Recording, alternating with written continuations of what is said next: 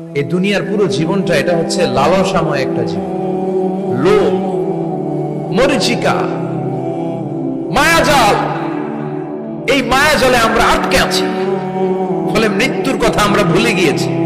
পাগলের মতো ছুটছি, আরো টাকা লাগবে, আরো খ্যাতি লাগবে, আরো যশ লাগবে, আরো দাপট লাগবে। আমার এত টাকা দিয়ে কি হবে? এত সম্পদ দিয়ে কি হবে?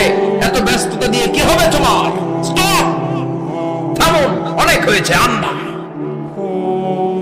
থামুন, take a rest, take a breath and think about death. Think that you have to go back to your Lord.